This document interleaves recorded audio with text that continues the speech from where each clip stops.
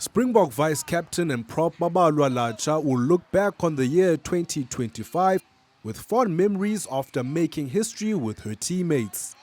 No matter what happens next in their careers, they will always be remembered as the squad that qualified for the knockout stages for the first time ever in South Africa's history.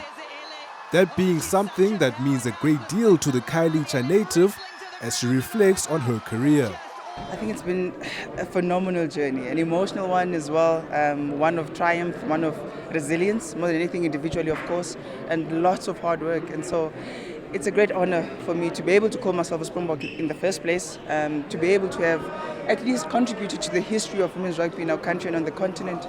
I think fast forward to 2 World Cups later, 1/7s, 1/15s, we just returned, well not just, but we returned from probably the best World Cup that we've ever been to, from a statistical point of view, from a progress point of view, and I think it was so great that each and every Springbok women on our team worked incredibly hard to reach a historic quarterfinal. I think where we're at the moment is a place of exponential growth, and we're so excited about the next season and what the next World Cup will look like for us.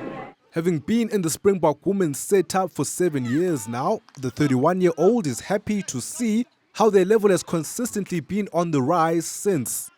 Well, my first camp and first cap even was many moons ago, where women's rugby was still very much in its budding stages. The growth has been accelerated to a point where we now can boast that we have contracted players.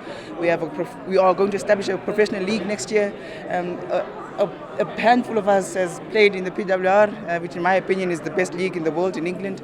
And so there are so many milestones that we've reached. The Bulls Daisies have become the first professional setup as well. So women's rugby in South Africa is growing in leaps and bounds. And I think there are so many opportunities for collaborations, for partnerships, and just get as many young girls playing rugby as much as we can. So I can proudly say that from my very first call up until now, we've grown tremendously. We've almost become an unrecognizable face from what I first saw when I came into the system.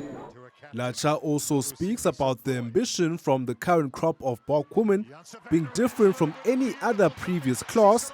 She also owes that to their success at the World Cup.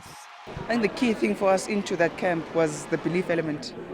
For once in a very long time, we actually believed that we could do something phenomenal with women's rugby in our country. We believed that we could push it as far as we could. We also believed that we could push ourselves as a team into spaces and places that we've never been before. And in order for us to have done that was to adopt things and to go to uncomfortable places and to adopt things that we've never done before. And to have a coach like Swayze be in our environment, who is without a doubt a rugby genius, but also an incredible human being as well, who had the ability to tap into that belief system. And so the conversation has always been that ours is to portray the best brand of South African women's rugby as possible and to work incredibly hard while inspiring the next generation of Springbok women. I think that is what took us as far as we did, really, in that particular World Cup. She also laurs the impact made by players moving to play abroad and the professionalization of the Bulls Daisies setup in South Africa.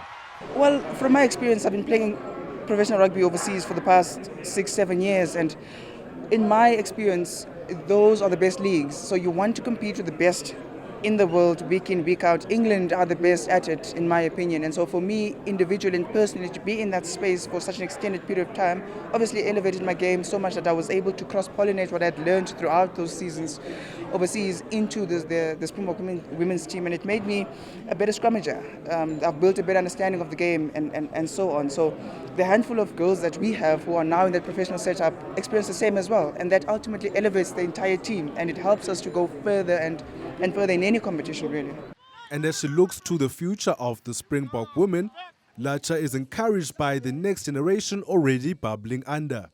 What excites me the most is the influx of young girls coming into camp, getting a taste of what it's like to play top-flight rugby, getting a taste of what a high-performance environment is like. At our recent camp, we had a good number of young girls who would come through the pipelines with under 20, under 16 baby box, women baby box. And so that's exciting. It's so great to have a good depth and a good mixture of young and old, of seasoned and rookie, if you like, for the lack of a better expression, within our setups, because that is important for the continuation of the Springbok women. That's important for the depth of player selection and what have you going into the future as well.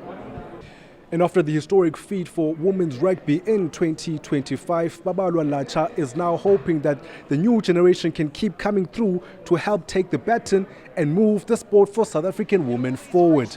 For Newzroom Afrika on channel 405, I am Yolulwe Qoshe in Johannesburg.